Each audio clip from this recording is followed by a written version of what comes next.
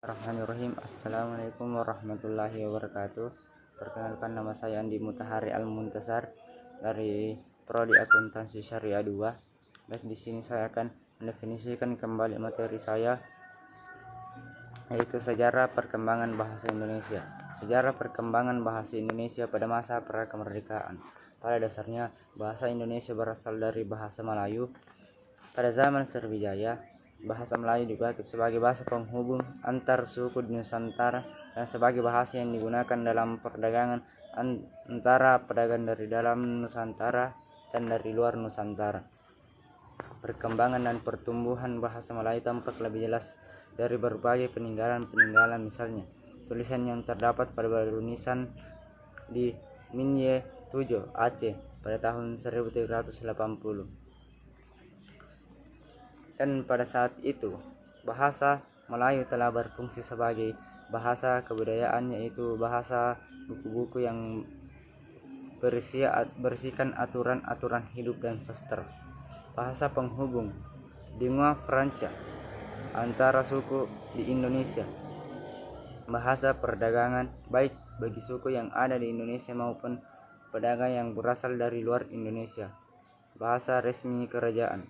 Bahasa Melayu menyebar ke pelosok Nusantara bersama dengan menyebarnya agama Islam di wilayah Nusantara, serta makin berkembang dan bertambah kokoh keberadaannya karena bahasa Melayu mudah diterima oleh masyarakat Nusantara sebagai bahasa penghubung antar pulau, antar suku, antar pedagang, antar bangsa, dan antar kerajaan.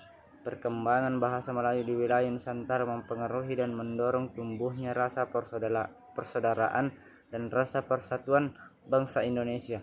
Oleh karena itu, para pemuda Indonesia tergabung dalam perkumpulan pergerakan secara sadar mengangkat bahasa Melayu menjadi bahasa Indonesia, menjadi bahasa persatuan untuk seluruh bangsa Indonesia. Sumpah Pemuda 28 Oktober 1928.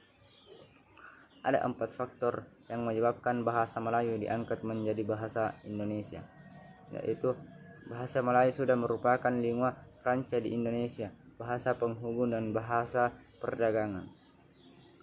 Sistem bahasa Melayu sederhana, mudah dipelajari karena dalam bahasa Melayu tidak dikenal tingkatan bahasa kasar dan bahasa halus.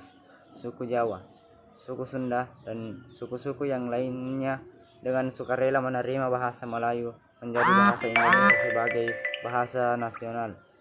Bahasa Melayu mempunyai kesanggupan untuk dipakai sebagai bahasa kebudayaan dalam arti yang luas. Pada abad ke-15, perkembangan bentuk yang dianggap sebagai bentuk resmi bahasa Melayu karena dipakai oleh Kesultanan Malaka dan kelak disebut sebagai bahasa Malaya Tinggi. Penggunaannya terbatas di kalangan keluarga kerajaan di sekitar Sumatera, Jawa, dan Semenanjung Malaya. Pada akhir abad ke-19, pemerintah kolonial Hindia Belanda melihat bahwa bahasa Melayu atau tinggi dapat dipakai untuk membantu administrasi bagi kalangan pegawai pribumi. Pada periode ini, mulai terbentuklah bahasa Indonesia yang secara perlahan terpisah dari bentuk semula bahasa Melayu Riau Johor. Bahasa Melayu di Indonesia kemudian digunakan sebagai lingua franca, yaitu bahasa pergaulan. Namun pada waktu itu belum banyak yang menggunakannya sebagai bahasa ibu. Bahasa ibu masih menggunakan bahasa daerah yang berjumlah mencapai 360 bahasa.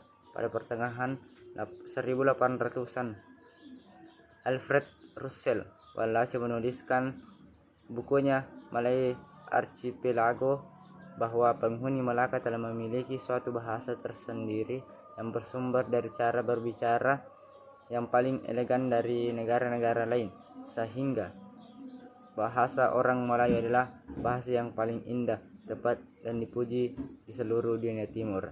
Bahasa mereka adalah bahasa yang digunakan seluruh Hindia Belanda. Pada abad ke-20, bahasa Melayu pecah menjadi dua. Di tahun 1901, Indonesia di bawah Belanda mengadopsi ejaan Van of Wiegeisen. Sedangkan pada tahun 1904 Malaysia di bawah Inggris mengadopsi ejaan Wilkinson. Sejarah perkembangan Indonesia pada masa pasca kemerdekaan. Berhubung dengan menyebar bahasa Melayu ke pelosok Nusantara bersamaan dengan menyebarnya agama Islam di wilayah Nusantara, serta makin bertambah kokoh keberadaannya. Karena bahasa Melayu mudah diterima oleh masyarakat Nusantara sebagai perhubungan antar pulau, antar suku, antar pedagang, antar bangsa, antar kerajaan. Perkembangan bahasa Melayu di wilayah Nusantara mempengaruhi dan mendorong tumbuhnya rasa persaudaraan dan rasa persatuan bangsa Indonesia. Oleh karena itu, para pemuda Indonesia yang tergabung dalam perkumpulan pergerakan secara sadar mengangkat bahwa bahasa Melayu, bahasa Indonesia yang menjadi bahasa persatuan untuk seluruh bangsa Indonesia. Bahasa Indonesia lahir pada tanggal 28 Oktober 1928. Pada saat itu para pemuda dari berbagai pelosok Nusantara berkumpul rapat. Para pemuda berikrar, kami putra dan putri Indonesia mengaku bertumpah darah yang satu, tanah air Indonesia. Kami putra dan putri Indonesia mengaku berbangsa satu, bangsa Indonesia. Kami putra dan putri Indonesia mengaku menjunjung tinggi bahasa persatuan, bahasa Indonesia. Ikrar pada pemuda ini dikenal dengan nama Sumpah Pemuda. Unsur dari ketiga Sumpah Pemuda merupakan pernyataan tekad bahwa bahasa Indonesia merupakan bahasa persatuan bangsa Indonesia. Pada tahun 1928, bahasa Indonesia dikokohkan kedudukannya sebagai bahasa nasional.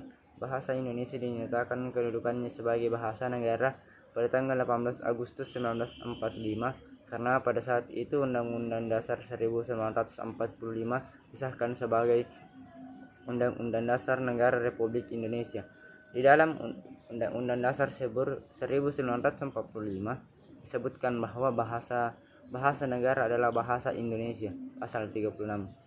Proklamasi Kemerdekaan Republik Indonesia pada tanggal 17 Agustus 1945 telah mengukuhkan kedudukan dan fungsi bahasa Indonesia secara konstitusional sebagai bahasa negara. Kini bahasa Indonesia dipakai oleh berbagai lapisan masyarakat Indonesia. Adapun peristiwa-peristiwa yang mempengaruhi bahasa Indonesia. Pertama itu Budi Utomo. Pada tahun 1908, Budi Utomo yang merupakan organisasi yang bersifat kenasionalan yang pertama berdiri dan tempat terhidupnya kaum terpelajar bangsa Indonesia. Dengan sadar, sekolah Belanda diberikan pada kesempatan permulaan abad ke-20, bangsa Indonesia asik dimabuk tuntutan dan keinginan akan penguasaan bahasa Belanda, sebab bahasa Belanda merupakan syarat utama untuk melanjutkan pelajaran menambah ilmu pengetahuan barat. Serikat Islam berdiri pada tahun 1912.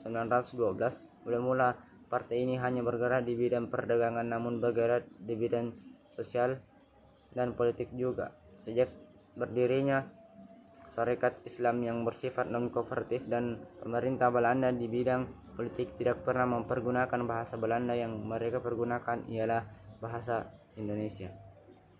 Itu Balai Pustaka yang dipimpin oleh Dr. G.A.J.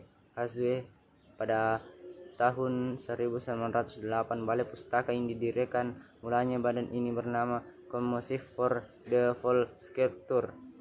Balai Pustaka selain menerbitkan buku-buku, Balai Pustaka juga menerbitkan majalah. Hasil yang diperoleh dengan didirikan pustaka terhadap perkembangan bahasa Melayu menjadi bahasa Indonesia dapat disebutkan sebagai berikut, yaitu memberikan kesempatan pada pengarang-pengarang bahasa Indonesia untuk menulis cerita ciptanya dalam bahasa Melayu, memberikan kesempatan kepada rakyat Indonesia untuk membaca hasil ciptaan bangsanya sendiri dalam bahasa Melayu, menciptakan hubungan antara sastrawan dengan masyarakat, sebab melalui karangan sastrawan melukiskan hal-hal yang dialami oleh bangsanya dan hal-hal yang menjadi cita-cita bangsanya. Balai Pustaka yang memperkaya dan memperbaiki bahasa Melayu sebab di antara syarat-syarat yang harus dipenuhi oleh karangan yang akan diterbitkan di Balai Pustaka ialah tulisan dalam bahasa Melayu yang bersusun baik dan terpelihara. Sumpah Pemuda. Kongres yang paling dikenal ialah Kongres Pemuda yang diselenggarakan pada tahun 1928 di Jakarta. Pada hal sebelumnya, yaitu di tahun 1926, telah pula diadakan Kongres Pemuda yang tepat penyelenggaraannya juga di Jakarta. Berlangsung kongres ini semata-mata bermakna bagi perkembangan politik, melainkan juga bagi perkembangan bahasa dan sastra. Dari segi politik, Kongres Pemuda yang pertama 1926 tidak akan bisa dipisahkan dari perkembangan cita-cita atau benih-benih kebangkitan nasional yang dimulai oleh berdirinya Budi Utomo, Sarekat Islam, dan John Sumatranbon. Tujuan utama diselenggarakannya kongres itu adalah untuk mempersatukan berbagai organisasi kepemudaan pada waktu itu.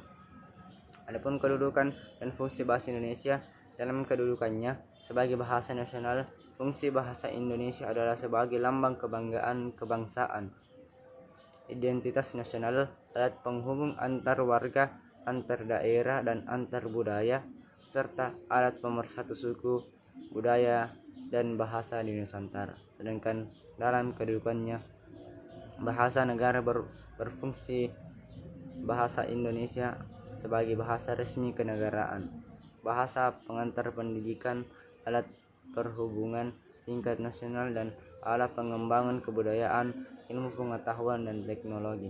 Cukup sekian dan terima kasih. Mohon maaf bila ada kekurangan. Assalamualaikum warahmatullahi wabarakatuh.